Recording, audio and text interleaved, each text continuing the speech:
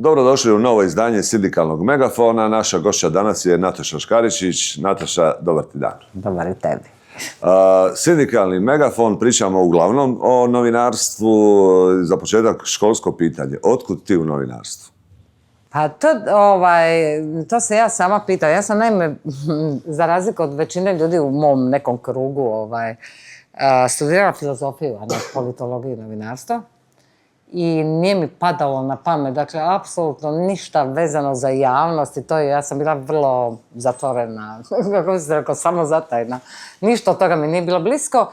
I onda u jednom trenutku, šta ja znam, u nekom trenutku je ta Slobodna Dalmacija djelovala kao dobro, ona stara vremena.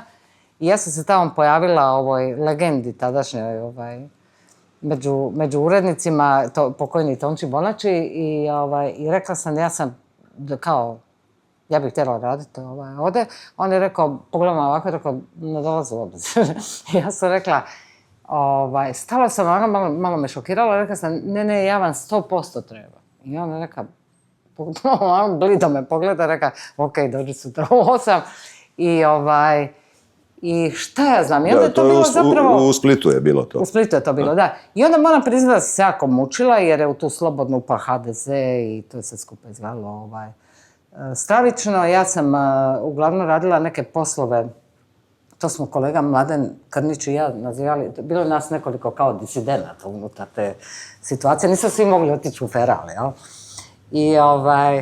I kolega Mladen Krnić i ja smo tu priču zvali maziva i goriva. Zašto? Zato što smo stavljali su nas u desk da opremamo tekstove, ali su nam dali najbezveznije stvari. Tipo došla maziva i goriva u škver i onda su mi jedan drugome pokazivali te naslove i te tekstove koje su nam dali.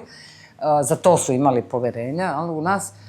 I tako sam nekako tavorila do trenutka kad mi se učinilo da je trenutak da mi pukne film i da se vratim. Naime, Zagreb je mjesto u kojemu sam ja, nisam rođena sam u Ljubljani, ali sam odmah po rođenju došla u Zagreb i učinilo mi se da je trenutak da se vratim u Zagreb i onda sam se počela baviti tim zdravstvom.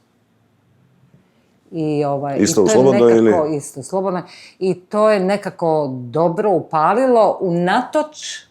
Dakle, ne zahvaljujući situaciji u redakciji, nego unatoč toj cijeloj atmosferi, to načinu kako je ta novina funkcionirala, jer ne znam šta, ja sam valjda potrefila neku žicu koju niko nije. To je bilo dosta pusto područje. U to vrijeme, ja sam tad govorila da se zdravstvo pratilo na razini mrtvozorništa, povremeno mediji kao aferu objavili da negdje neko umro u bolnici ili su se objavljali bilteni iz HZZO-a i tako dalje. Tako da mi se činilo da sam zgodno uletila u jedan prostor koji je zapravo prazan i to je napravilo neki switch, tu sam se našla. Koliko je bilo teško ući u to, mimo one predstavljen novi lijek i neko je umro i kupljen je novi aparat? Koliko u sustav? Upoznat se? Ne mogu reći da mi je bilo teško. Ja sam imala jednu predispoziciju za to, a to je, naime, ja sam, moj očuh je bio liječnik. Ja sam šta ja znam, često sam se s njim, prvo ti liječnici su mi bili normalna pojava u životu, nisu bili neki bogovi u bijelim kutama i dosta smo on i ja o tome razgovarali, tako da mi cijeli taj svijet nije bio mističan, nije mi bio tako tajanstven, udaljen, ja? I na neki način sam ga razumjela, još onda to je jedna stvar, a druga stvar kako sam otvorila jednu priču dobru, tako se to nekako rastvorilo predavnom. I ne mogu reći, ne, zaista nisam imala problema, imam više problema da se obranim od te količine materijala koju čak ljudi često zamišljaju da je to istraživačko novinarstvo generalno, a onda valjda i u zdravstvu, da to izgleda tako da ti neko dotvori neke papire pa ti nešto objaviš. To je zapravo, kada razumiješ neki sektor, ja iz izvještaja HZZO-a iščitavam thriller. Da. Tako da ne mogu reći, to je samo trebalo neko relativno kratko razdoblje da nekako uđem u priču, da razvijem taj neki i da se nametnem u tom svijetu zdravstvenih novinara koji su posebni. To je jedna posebna klika. Ali nakon toga su stvari zaista išle relativno lagano u smislu, kako da kažem, toga šta sam ja mogla raditi i šta se otvaralo predamnom, ali je to podrazumijevalo stalnu borbu sa uredništvom i nakladnicima, posebno, a lom je nastao, ja sam točno znala, kada je EPH kupio Slobodnu Dalmaciju, ja sam gledala ovako na sat kad ću ja dobiti otkaz. Zato što je vrh EPH, mislim, generalno nakladnici žele imati dobre odnose sa liječnicima i sa zdravstvenim sektorom. To sam te htio pitati prije no što nastavimo dalje. Jesu li ti govorili i dobronamjerno, gledaj, treba će ti nekad u životu, zašto je istraživačko novinarstvo u zdravstvu, zašto se ne baviš kako je stigao novi uređaj i bit će bolje? Ne mogu reći da sam imala takve savjete, svi su bili zapravo nekako jako sretni da se to područje otvara na neki drugačiji način. U jednoj fazi. Sjećam se da sam jedan put samo u Slobodnoj, imala sam neku splitsku temu, KBC Split je bio. Onda su mi rekli, molite, možeš li stati 15 dana jer sad neko od naših se ide operirati. Ali ne mogu reći, ono što je zapravo postalo ozbiljan problem je koruptivan odnos između nakladnika i moćnih utjecajnih liječnika. Kako je tebi objašnjeno taj odnos EPH prema tebi? Kako formalno, a kako neformalno? Nije mi objašnjeno. Ja naprosto znam te igrače koji su... Prvo, je vlasnik EPH, kako da kažem, bio pričao ispremrežen sa liječnicima. Drugo, njegova desna ruka u EPH sistem, to znaš, je Stipe Orešković koji je bio pomoćnik ministra zdravstva i koji je profesor na Medicinskom fakultetu. To su, kako da kažem, to su mreže vrlo ozbiljnih i vrlo tijesno povezanih suradnika. I ja sam znala da ću imati problem. Ono što se dogodilo kod konačnog preuzimanja Slobodne od strane EPH je da je Mladen Pleše tada, on je bio prvi glavni urednik Slobodne iz ešalona EPH, i on je došao u Zagreb i imao je nekakvu seriju razgovora s novinarima o tome kako će se raditi. I kad je obavio sve razgovore sa svim novinarima osim sa mnom, ja sam došla i rekla, šta se događa? Mislim, kad ću ja obaviti razgovor s njim, oni su meni rekli, ne, nećete primiti Pleše, primit ćete Zvone Krstulovića. Rekao, zašto? Ne kužim. On je bio, ja mislim, pomoćnik. I kako je on bio, Pleše je već bio u sobi s nekim, ja sam samo otvorila vrata i rekla, ja sam ovdje i želim da razgovarate sa mnom. I on me primio i rekao mi, sjećam se da ta rečenica je ušla, spominjala se čak u Saboru, ljudi se smijali tamo. Rekao je, gledajte, ovo kako vi pratite zdravstvo, to korupcije, priča o sistemu, mi to više ne bi tako. Mi bi htjeli da vi zdravstvo pratite iz ugla malog čovjeka. Onda je ta priča o malom čovjeku postala bisarstava. Dobro da nije rekao da je ne tema. Ne, on je bio mali čovjek i sjeća se da su me znali zaustaviti ljudi, recimo, političari s kojima ja nemam nikakve veze. Iz Sabora ljudi bi rekli što ima s malim čovjekom. I ja sam... I rekao, čujte, to više nikome nije interesantno. Ti mi reći. Da. Ali onda je bila, i onda je bila, iduća stvar je bila, kako sam ja otvorila tu priču o Asimu Kurjaku, koji je bio veliki friend tog društva iz EPH. I neupitan na društvenoj sceni. Nevjerojatna, da. Onda je bila iduća priča, šta je to? Su se mi pretvorili u bilten o Kurjaku, zato što je ta priča o Kurjaku je imala, kako da kažem, u valovima je, ja sam imala stalno nove, dolazili su stalno novi podaci. Jer je stvarno fascinantna ta njegova karijera i to što on radi u zdravstvu. I onda on rekao jednom trenutku, pa nećemo biti valjda bilten o Kurjaku. Ali onda, dakle, to su bile, kako da kažem, neke eksplicitne poruke da ne radim taj posao više onako kako sam radila do tada. Međutim, ja sam onda imala jednu veliku sreću.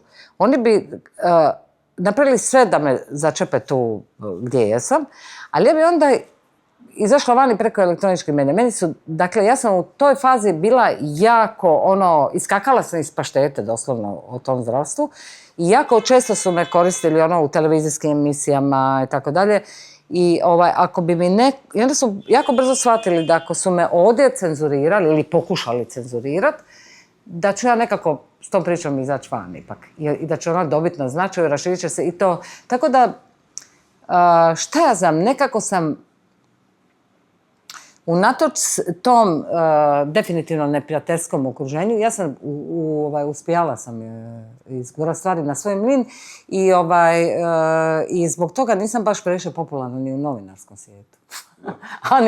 Ani među urednicima, posebno jer je to kao ja sam neka, šta znam, dobila sam, tako me se stigmatizira kao nekoga koga se ne može kontrolirati. Da, problematična svoja... Prava reći ne može se kontrolirati. Da. A to nije dobro... Dobro, bili s obzirom na razvoj karijere i kasnije bili možda malo drugačije postupala ili ti nije... Ne, nikako, ne. Ja mislim da sam odlično postupala, ali kako da kažem, na kraju je to... Mislim da sam napravila jednu veliku grešku, a to je da nisam u jednom trenutku, kada je to postalo već stvarno jako, jako zabavno. Da u pravom trenutku nisam rekla, ok, idemo odavde u nekom pravcu koji mi bolje odgovara. Mislim da bi mi bolje odgovaralo da sam recimo, šta ja znam, da sam prije upisala doktorski studij pa sam recimo počela baviti zdravstvom kroz neku znanost i to, jel? Ali, ne znam, tako je nekako ukrivo išao život nisam to pametno procijenila.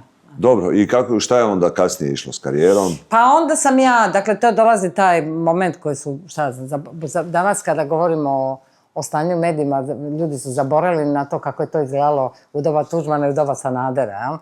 Onda su došla, ta dva ključna momenta su bila. Prvi je kad sam ja pisala javnu jednu peticiju o tome šta je Sanader učinio u hrvatskom novinarstvu. Zapravo to bio kao neki proglas, jel?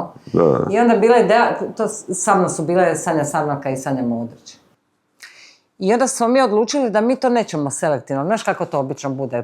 Pišu se neke peticije, i onda to pošalješ nekom uskom krugu svojih istomišljenika i prijatelja. A mi smo odlučili da samo zato da tvrdimo da je Sanader uzrokovao strašnu krizu u novinarstvu sa svojim zapravo potkupljivanjem nakladnika, novinara i tako dalje. Mi smo shvatili da bi to, dakle da se to tiče svih novinara i da bi to trebali poslati svima na uvid to naše i dogodilo se da je to potpisalo, ne znam, 20 nešto ljudi. I međutim, to je objavila HINA, to su objavili svi mediji i to je, kako da kažem, to je bila, ajmo reći, tu mi je bila jasno da mi se bliži kraj i druga stvar je bila trenutak kada je Darko Milinović, objavljivao svoju, kao takozvanu reformu zdravstva. I u tom času vrh EPH meni poručuje da neću ja ići na to, što je apsolutno nevjerojatno. Ja sam dakle bila stvarno sa ministrima koje sam progonila, razgovarali su sa mnom. Nego da će ići glavni urednik na briefing u Ministarstvu zdravstva i da je taj poziv upućen svim urednicima. Ja sam onda u Opatiji na skupštini HND-a objavila da je Sanader uveo centralni komitet u zdravstveni sistem. I tu negdje je, ja se više ne sjećam šta. Aha, da, oni su mene pozvali su me hitno u Split da dođem potpisati novi ugovor. U tom ugovoru ja više nisam bila to što sam bila. Ja mislim da sam jedina osoba koja je imala ugovor baš za novinara istraživača. Da.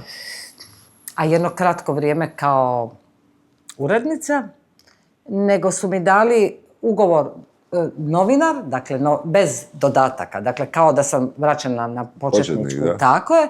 I sjećam se da je stalo da imam otkazni rok 15 dana, da otkaz mogu dobiti bez obrazloženja. Ovako nekako je glasila formulacija. I ja taj ugovor nisam potpisala. Zoran Krželj je tada bio glavni urednik Slobodne. On je rekao, svjesna si toga da ako ovo ne potpišeš da dobijaš otkaz. Ja sam rekla, ok. U tom trenutku sam nekako, ne znam, ja sam vjerovala da će to izazvati neku reakciju, da će nešto se dogoditi. Ne znam šta, bila sam naprosto luda. I međutim, ne samo da nije bilo nikakve reakcije, nego su svi se panično sklonili od mene. I HND, i tadašnji šef sindikata. I tako da, šta znam, ali dobila sam postupak. Da. I to relativno brzo, za neke 2,5 godine. Ali svejedno karijera koja je trebala ići progresivno, koja je... Tu odlaziš u druge... Ne znam da li je trebala ići progresivno, naprosto su me trebali pustiti da radim, jel? Da. Ali, da, to je, mislim, ja sam nakon toga, kako da kažem, dvije su okolnosti za mene otegotne da bi me neko uzeo komercijalne medije. Jedna je ta što sam taj posao radila na taj način i, dakle, kao stekla tu reputaciju osobe koja nije baš sklona nekim velikim kompromisima, a drugo to što sam na sudu dobila Ninoslava Pavića, koji u tom trenutku bio jedan od 3 najmoćnije osobe u državi. I to nije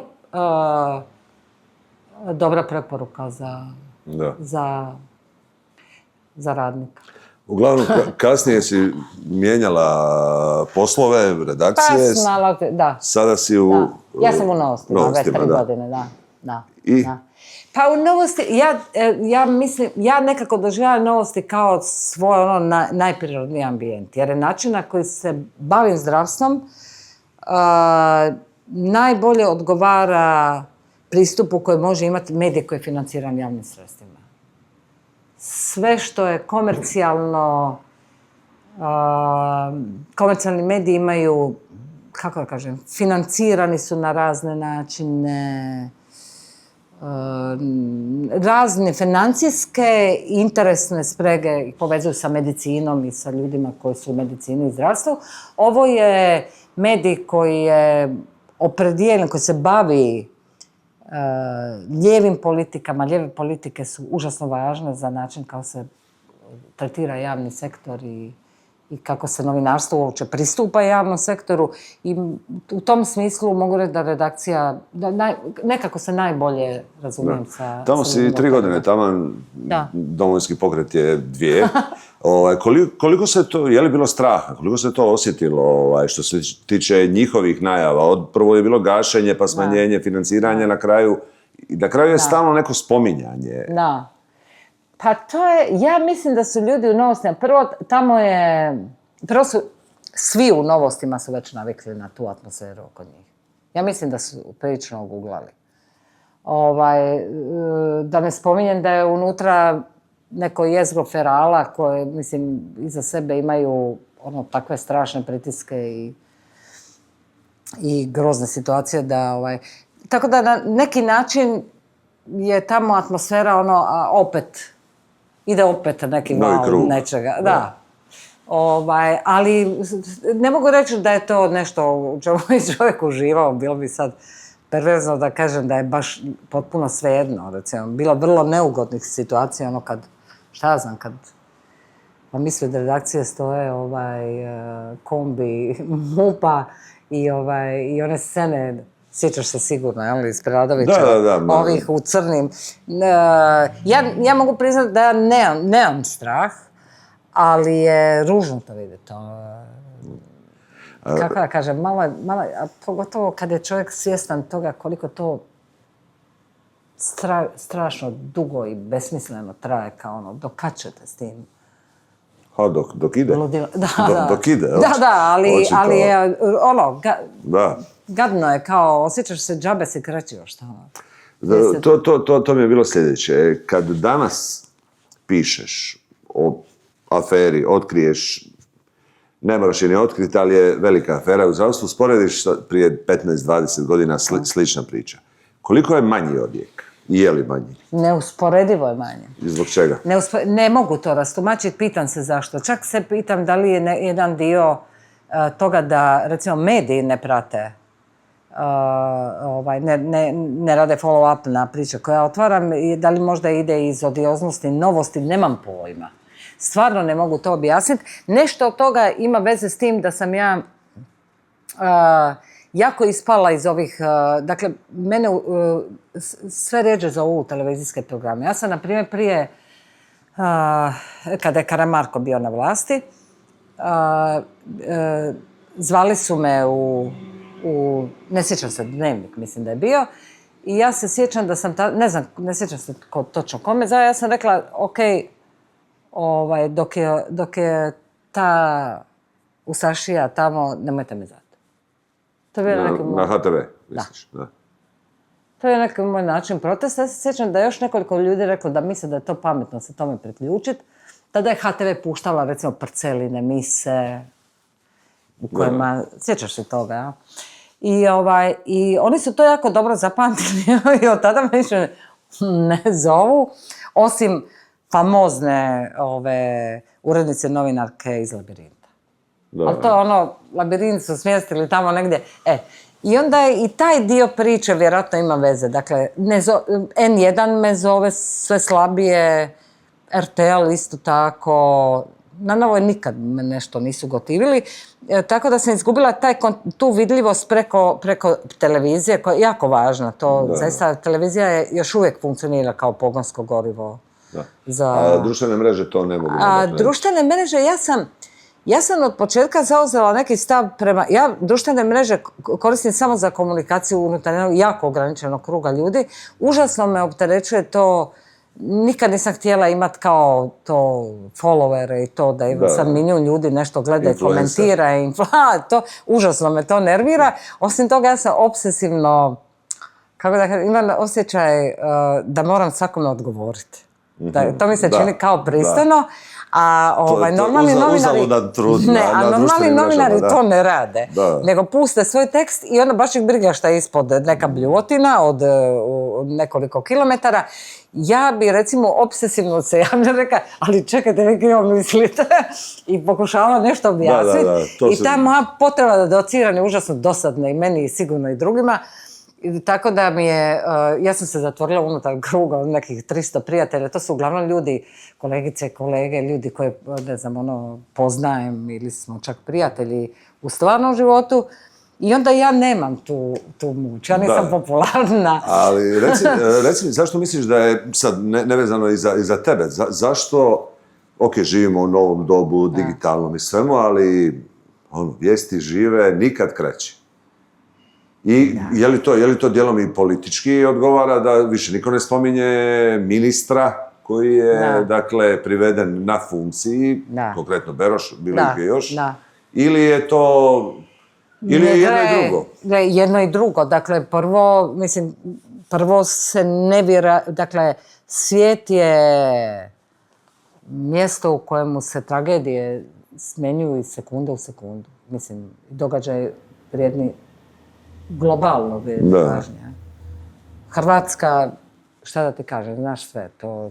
Dakle, u jedinici vremena čovjek ne može uopće zbrojati tu količinu skandala, nazovi, jel?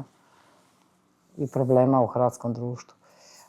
To je jedna stvar. A druga stvar je ta što ta digitalna sfera koja preko društvenih mreža to reproducira stalno neki sadržaj koji zapravo nije profesionalno organiziran, ali izaziva kupuje pažnju stalno. Radi se o takvoj hiperprodukciji besmislenog sadržaja da je pažnja čitatelja počinje, ja mislim da ćemo biti svi ko čovječe ribice, doslovno. Mislim da će dijagnoza ADHD-a, da to više neće biti individualna stvar, nego društvena dijagnoza. Da. Je li ti pratiš... Nisam sigurna da imamo ovu mogućnost obrane Da. toga. Jel ti pratiš, jel čitaš i dalje novine, jel gledaš dnevnike ili... Ne znam šta je li interesantno. Razgovaramo, da. Zapravo, naravno preletim preko svega da budem upućena šta je nešto, ali zapravo to radim jako površno. Da, kako vidiš budućnost medija u Hrvatskoj i šire? Pa, mislim, što se Hrvatske tiče, to je, mislim, situacija ovdje lošija nego, šta ja znam, u nekoj Italiji ili u Njemačkoj, naprosto zbog tako malog tržišta. Mislim da su ovdje novinari doživjeli statusnu promjenu kako je, ne znam je li usporedivo i s jednom drugom profesijom. Dakle, iz nekakve, recimo, 2008. 2009. novinari su bili srednja, pa negdje i viša srednja klasa. Kad se ti se sigurno sjećaš famoznih plaća iz EPH, recimo. Da. To su... Ali nisu ni u Večernjaku bile previše. Tako je. Dakle, novinari su bili... Znam da je HTV uvijek bio najlošije plaće. Da. Kad su RTL Nova u ovom televizijskom dijelu, a sad bi svi vjerojatno bili spašeni, da. Dakle, profesija kao takva je doživjela pad iz srednje ili čak kažem visoke srednje klase u zaista, sad ne pretjeram kad kažem prekarijat. Ljudi su prvo to većina ljudi u novinarstvu više nisu novinari nego proizvođači digitalnog sadržaja ili kako se to već zove. Da. I to je, njihova se funkcija u tom biznisu svodi na vrlo slična spravljanju hamburgera u McDonald'su. Točno se zna koja količina čega, koliko luka, koliko krastaca, će donijeti najveći profit. Da, optimalna potrošnja. Optimalna. I to je, i mislim, zaista funkcionira. Ljudi zaista tako rade. Ja sam to vidjela, razgovarala s tim ljudima. Oni zaista tako rade i to rade tako frenetično s obzirom na tu cirkulaciju tih informacija koje se moraju pratiti, izvlačiti iz društvenih mreža, s interneta i tako dalje, da pričali su mi ljudi da radeći od doma ne mogu doći do WC-a. Da. Doslovno. Od količine... Od količine. Istovremeno, dakle, oni u realnom vremenu prate, oni u realnom vremenu prate sve događaje koji bi mogli biti važni, a njihovi urednici koji im stalno stoje nad glavama preko Whatsappova, Vibera, čuda i tako dalje, stalno u realnom vremenu prate koliko je neki naslov ili neki tekst praćen, pa onda se to skida, dodaje, pumpa ili otpumpa i tako dalje. I to je nešto što je, zaista ja ne znam bolje usporedbe od posla u McDonald'su. To naprosto je... Ministar Beroš se probudio i nećete vjerovati šta se onda dogodilo. Komu je pokucao na vrata ili... Ali... Naravno, komercijalnih medija je dovedena do ono najradikalnije forme koja ja mislim da ne možemo se mi tome...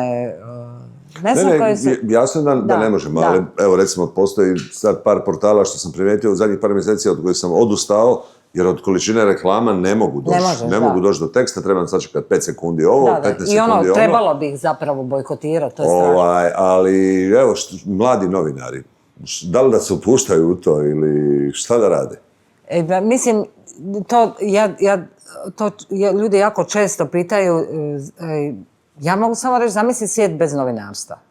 Mislim, to još uvijek nekako zvuči kao tragedija. Nemam pojma. Ima ona priča zašto vi novinari ne pišete o tome, a gdje ste to čuli pa vidio sam ili pročitao. Ok, neko piše o nečemu, ali evo sad studentima novinarstva, savjet. Pa, ili onima koji razmišljaju. Pripremite se dobro. Da. Ja sad sudjelujem u tom mentorskom programu. Zato i pitam, ja to jako volim raditi, stvarno volim raditi sa tim mladim ljudima. Mislim da je da bi mi kao iskusniji novinari, koji bolje naprosto znamo ovu scenu savršeno. Mislim, mi smo svi kao jedna proširena disfunkcionalna obitelj, dakle svi znamo sve jedno drugima. Ja mislim da bi tim mladim novinarima koji još imaju taj neki entuzijazam, zamišljaju to novinarstvo romantičarski, gledaju na to i tako, da bi zapravo ih trebalo dobro informirati o realitetu. Mislim da je to jako važno, da ne treba sad nešto ono kao patronizirajuće s njima komunicirati, kao uljepšavati im stvarnost. Ne, treba ih pripremiti za taj posao koji je danas mislim, uvijek je bio surov, a danas je nemjerljivo suroviji. To im treba objasniti, predočiti, jer... Da. Mislim, na kraju su oni uvijek sami, kako da kažem, svačija... Jasno, ali dakle, pričamo o Zagorka, projekt Zagorka. Vi ste tu kao starije novinarke iz različitih diskursa i svega. Kako ove mlade osobe kojima ste vi mentori, kako one vide današnje uopće novinarstvo? Je li njima to ono ko što je nama bilo? Nemam pojma. Ja sam vidio Petera Arneta da se javlja iz Bagdada kad je bio rat i cijeli život sam maštao da ću se jednog dana. Ali koji su njihovi neki ideali ili...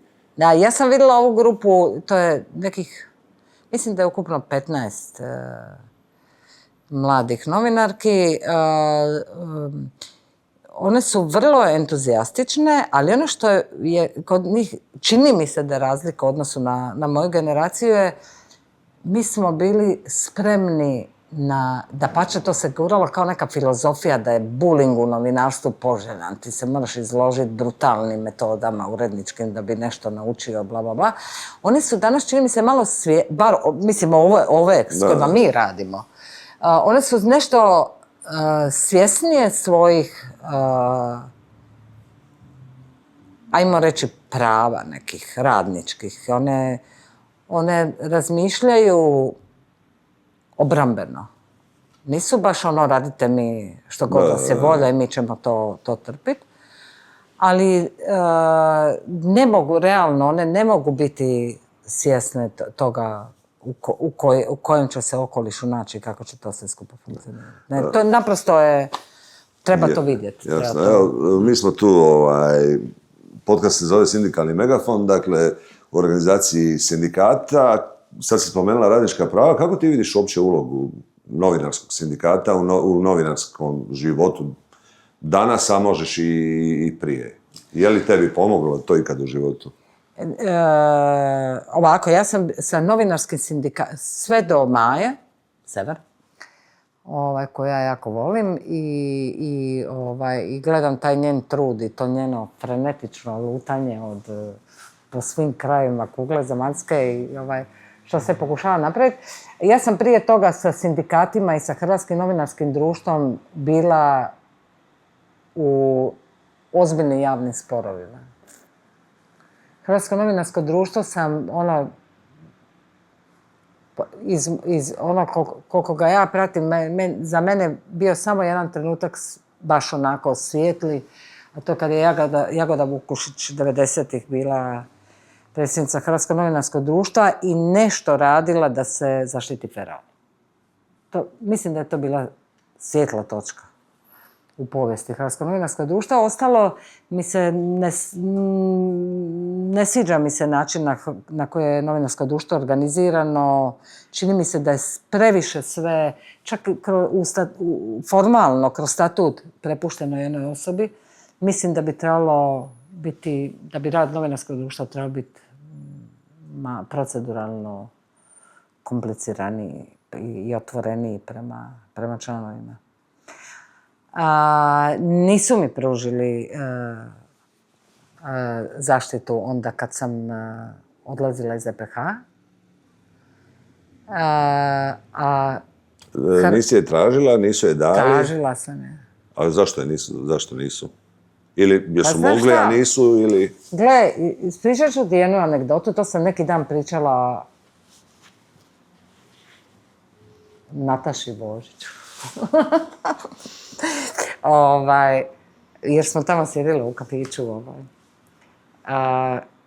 Kad sam došla s tim otkazom, uletila sam u kafić HND, tu su sjedila jedan bivši, jedan sadašnji predsjednik Hrvatskog novinarskog društva. Ja sam došla s tim i sjećam se da jedan od njih, nebitno, ne govorim imena zato što simpatični su mi na neki način, ali je ovo, što ću sada izgovoriti, zapravo strašno. I ja se sjećam da me jedan od njih pogledao, jako su veseli bili, bili neka cuga i to. Jedan od njih me pogledao i rekao, Škaričić, kakav si ti dobila otkaz, pa ti si zgodno. Ja sam na to stala i pomislila, šta je ovo, neki suludi svijet. Njima je to sve bilo, kako da kažem, nije im padalo na pamet da se upuštaju u tu bitku sa Sanader, EPH, a sindikat novinara je aktivno sudjelovao u tome da, naime šta, preko mog slučaja se rješavalo i pitanje RPO-a, generalno novinarstvo. I sindikatu novinara Hrvatske nije padalo na pamet da mi pomognu. Ja se sjećam da su imali, neke su novinarke jako bile za to da se moj predmet smatra važnim unutar sindikata, međutim, naišle su na takvu agresiju da je to bilo strašno. I onda se sjećam kad sam dobila spor protiv EPH, da je kolega Boris Pavelić u Novom listu objavio jedan veliki tekst u kojemu je išao pod naslovom Pobjeda novinarke, propast novinarstva. I onda je on, poraz novinarstva. I onda je on unutra nabrajao to, opisivao je to ponašanje sindikata i HND-a prema meni. Ja se sjećam da je Filić, on je tad bio predsjednik sindikata, dao jednu objavu koja je nečuvena. Dakle, danas kad govorimo o ovim seksističkim ponašanjima prema novinarkama i tako dalje, bi to izazvalo sigurno golemi skandal. On je napisao da je, pokušat ću se točno sjetiti, da je taj smušeni uradak kolega sigurno napisao pod utjecajem šarma kolegice. Znači, opet zgodno. Da. Mislim, sad, zamisli... Ne, jasno mi je. Tada je to, kako da kažem, mi smo tada bili uronjeni u takvu atmosferu i meni to bilo tragikomično. Ali danas bi to izazvalo ozbiljne neke moralna zgražanja. Je li postojalo službeno objašnjenje od sindikata, imaš neki papir ili bilo što, zašto oni tebe ne žele pomoći od novinarskog društva? Da. Ja sam, naime, ne službeno na papiru, nego neslužbeno. Dakle, ja sam bila članica sindikata, ja sam bila zaposlena, sad se pokušavam sjetiti, to je vjerojatno 15-20 godina, mislim jako dugo, 15 godina. I onda sam u jednom trenutku, kako je moja plaća bila uvijek među najslabijima, ja sam u jednom trenutku, tada ne znajući mnogo o RPO-u, o statusu, govorimo o statusu unutar porezne uprave. Ja sam se prebacila u RPO jer sam shvatila da tako mogu svoje neto prihode malo povećati. Tek kasnije sam shvatila što to zapravo znači u poreznom i svakom drugom smislu. I mnogi su. Ali sam taj ugovor koji sam potpisala, on je sadržavao eksplicitno sve iste elemente kao ugovor o radu. Jer taj ugovor nisam prihvatila od EPH, nego je moj odvjetnik ga pisao.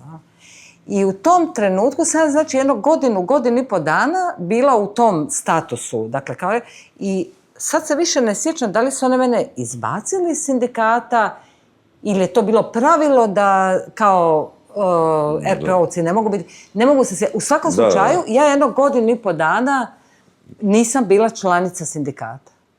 I to je bio razlog da... Tako je. Da. Tako.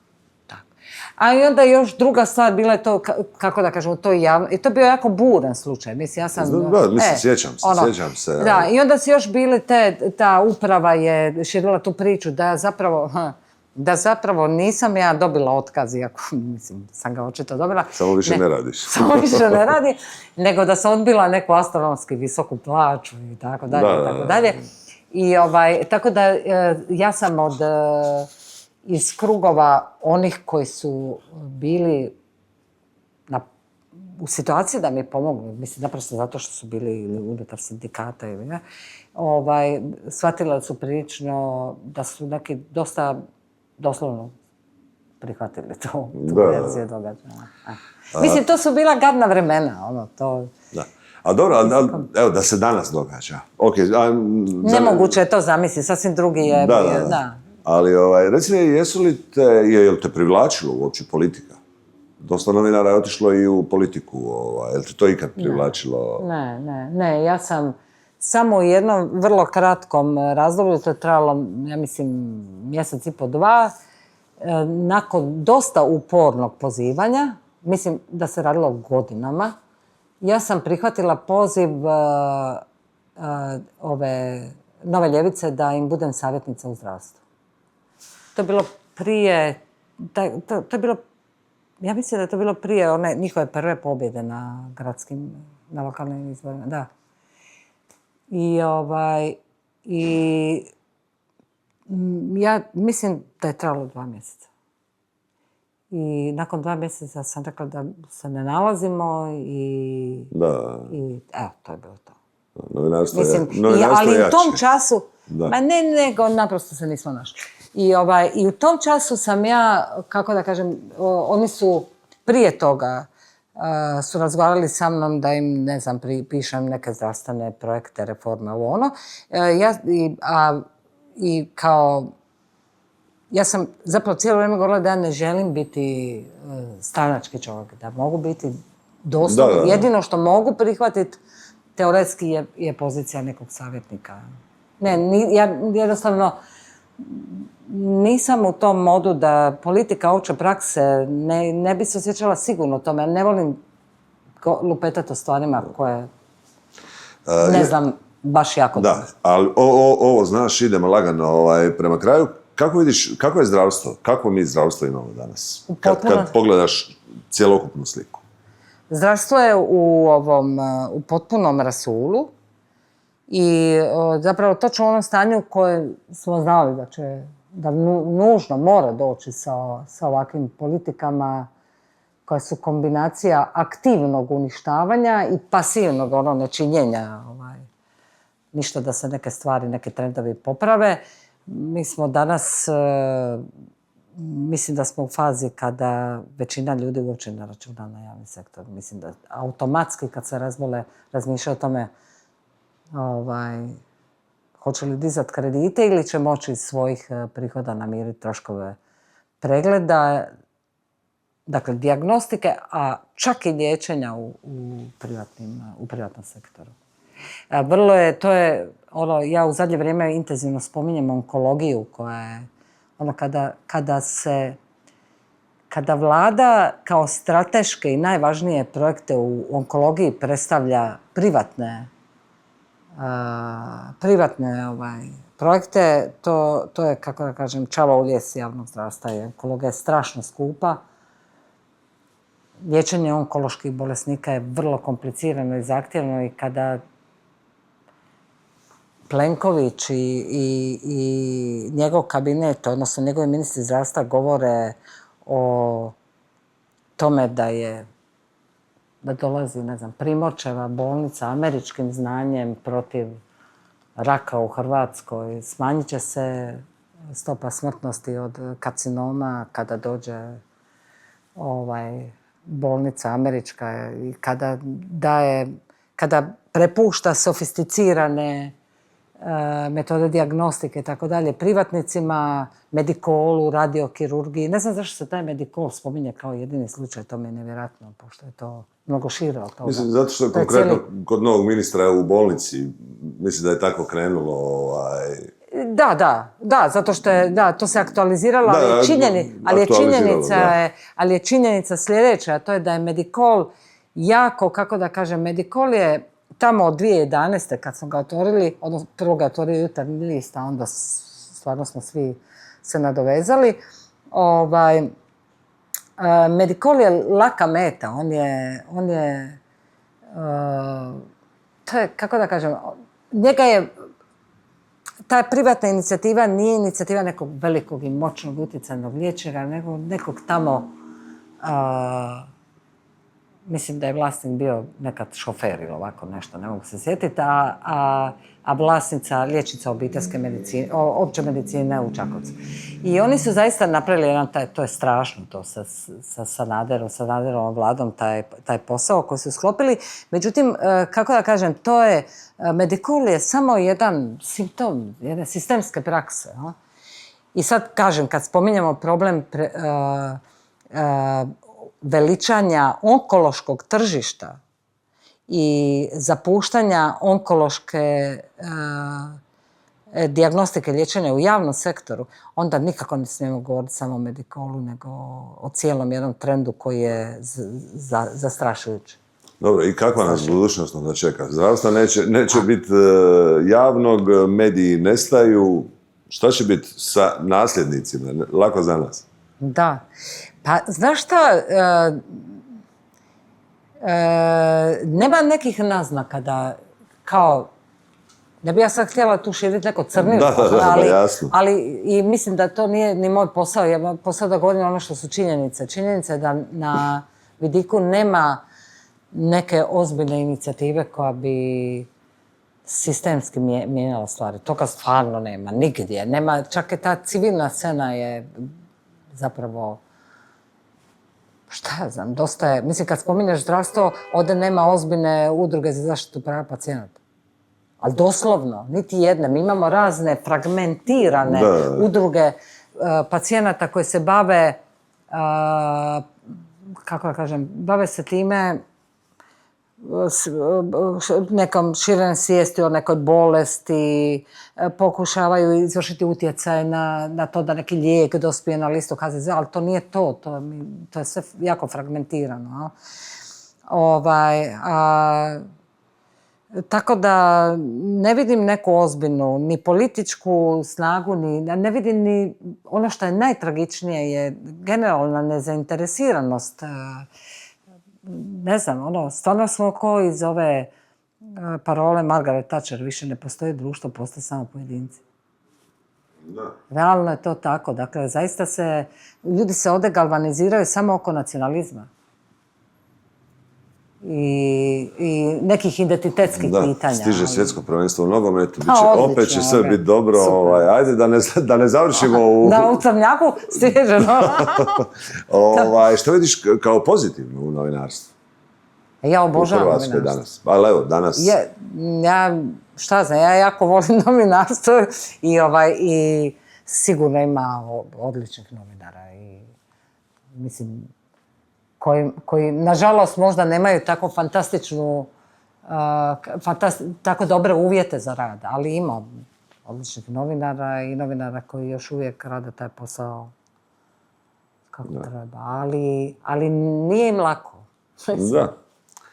Nije im lako. Da, nije nikome. Nije ni tebi, da. Nataša, hvala ti puno na ovom razgovoru. Bio je to još jedan sindikalni megafon. Vidimo se u sljedećem izdanju.